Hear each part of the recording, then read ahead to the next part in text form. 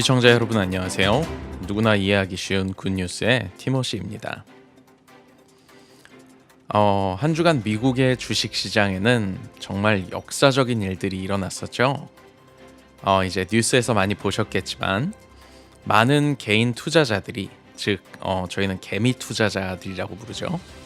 네, 이 개미 투자자들이 본인들이 좋아하는 추억이 있는 회사에 그런 회사를 상대로 숏 포지션, 한국말로는 이제 공매도라고 하는데요. 이 숏 포지션을 취하고 있던 헤지 펀드들을 물리치기 위해 팬 베스팅을 시도하고 이 SNS와 주식 거래 그런 어플리케이션들로 무장을 하고 주식 시장에 난입을 했습니다. 그래서 그 자신들의 추억이 있는 회사들에 대해서 숏 포지션을 취하고 있던 시트론 리서치라든가 아니면은 뭐 멜빈 캐피털 같은 회사들이 이제 손해를 입고 뒤로 쭉 물러나게 만든 일이 있었습니다. 물론 이제 안타깝지만 이 과정에서 수많은 개미들이 중상을 혹은 사망을 하는 안타까운 일도 있었고 또한 그 개미들의 편에 이 개인 투자자들 편에 항상 있었다고 믿고 있었던 로빈 후드가 소비자를 속이고 항상 그 갖고 있던 제 버릇을 개에 못 주고 개입니다. 개가 아니에요. 저는 아시겠지만 개를 사랑합니다.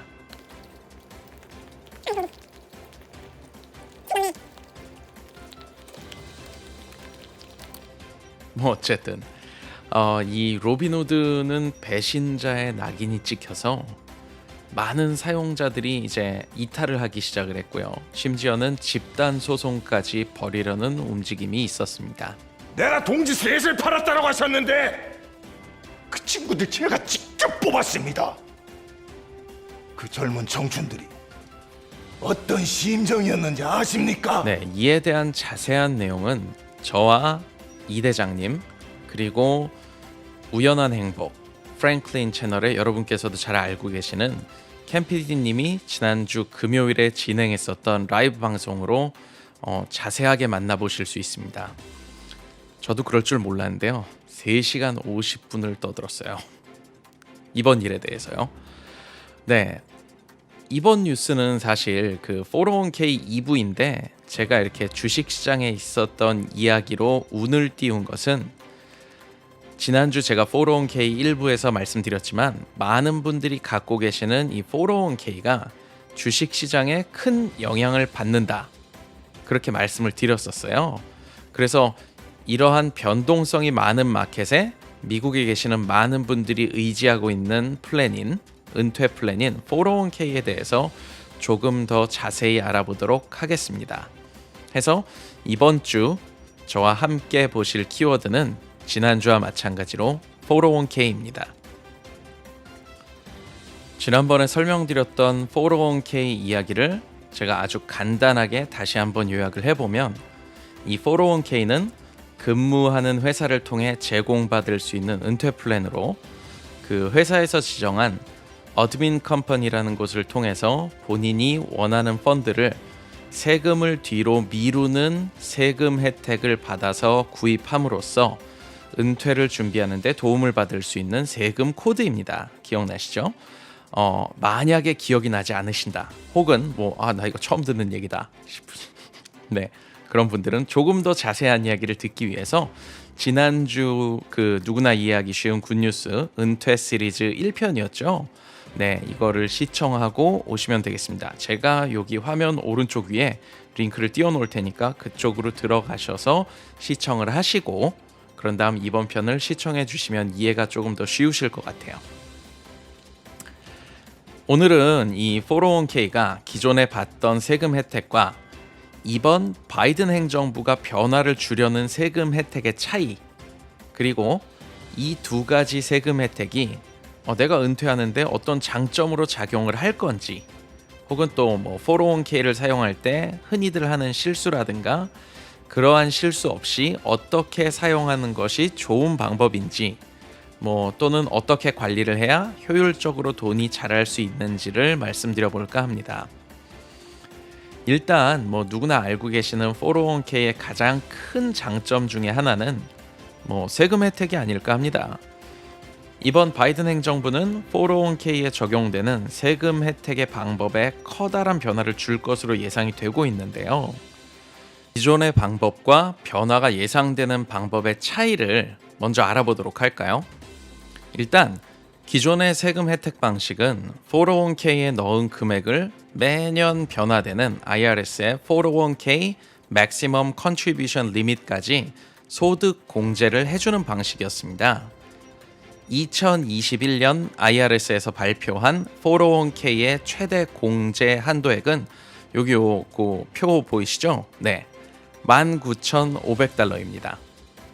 현행법상으로는 50세 미만의 근로자가 401k에 넣는 돈 중 19,500달러까지는 소득 공제를 해주겠다는 이야기죠. 만약 난 50세 이상인데 50세 이상이시라면 은퇴가 얼마 남지 않은 시점이니까 캐치업 컨트리뷰션이라는 방식으로 19,500달러 이외에 추가적으로 6,500달러까지를 더 컨트리뷰션 하시고 더 공제 받을 수 있게 해줍니다. 그걸 이제 그 캐치업 컨트리뷰션이라고 해요.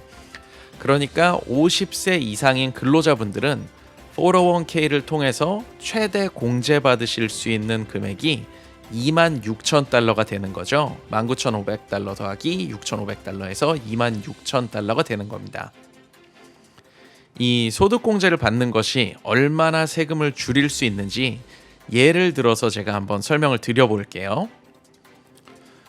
여러분께서 제 생각에만 재밌게 보셨다는 예전 에피소드, 텍스 크레딧, 차일드 텍스 크레딧 할 때 제가 텍스 크레딧 얘기를 했었는데 그 텍스 크레딧에 대한 영상에 등장했었던 제 친구 땡땡이를 다시 불러보겠습니다. 땡땡이는 사실 제 친구지만 나이가 저보다는 조금 많습니다. 51세래요. 근데 미국 사람이니까 파란 눈이니까 아시잖아요. 그냥 친구처럼 지내고 있습니다.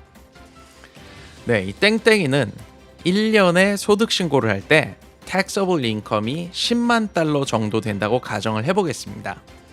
여기 밑에 보이는 그 IRS에서 제공한 표에 보시는 대로 소득세를 24% 내는 것으로 분류가 됩니다. 이제 물론 많은 디덕션들이 있지만 401k를 설명하기 위해서 이제 다른 디덕션이 없다고 제가 가정을 하고 10만 달러에 24%를 낸다고 하면 제 친구 땡땡이는 24,000달러를 소득세로 내야 하겠죠. 그런데 이 친구가 401k에 1년에 2만 달러를 저축했다고 하면 원래 19,500달러의 401k를 통한 디덕션에 제 친구는 51세니까요.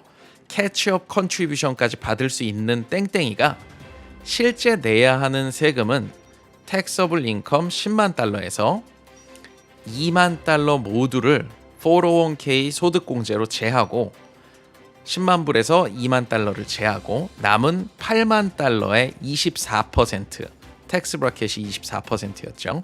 이 24%를 해서 19만 2천을 내면 안 되겠죠.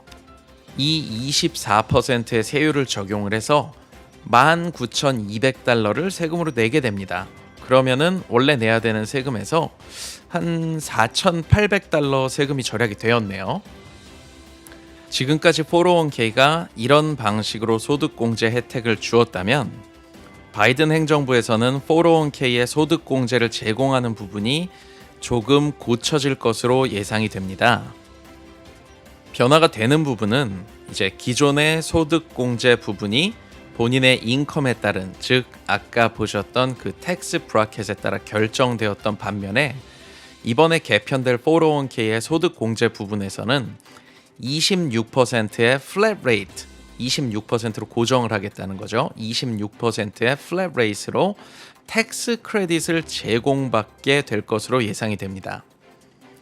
아까 땡땡이의 예시에서는 기존의 소득공제를 받는 방식으로 본인이 소득세를 내는 텍스 브라켓에 의해서 24%를 공제받고 전체 4,800달러의 세금을 절약을 했는데, 이제 지금까지 주요 언론들이 예상하는 새로운 가이드라인으로 적용을 받게 된다면 401k에 저축한 2만 달러의 은퇴 자금에 플랫 레이트 26%를 적용을 받아서 5,200달러의 텍스 크레딧을 받게 됩니다. 본인들의 텍스 브라켓이 26% 미만인 사람들에게는요, 이득이 될 수 있을 거고요. 26%보다 높은 세율을 적용받아서 높은 소득 공제를 받던 사람들은 절약할 수 있는 금액이 조금 줄어들어서 혜택을 보는 비율이 줄어들게 되겠죠. 가이드라인이 이렇게 바뀌는 이유는 모든 사람이 같은 수준의 절세 혜택을 보게 하겠다는 것인데, 현재 시행 중인 방식이 조금 더 절세를 할 수 있는 고소득층, 이 고소득층의 반대와 지금은 이제 코로나 바이러스를 컨트롤하는 것이 중요한 시점이라서 아직까지 새로운 401k의 소득 공제 부분에 정확한 가이드라인이 확정되지는 않고 있습니다. 그래서 기존의 방식으로 일단은 생각하시면 큰 무리가 없을 것 같고요. 이 부분은 가이드라인이 발표되는 대로 다시 한번 정확하게 안내해 드리도록 하겠습니다.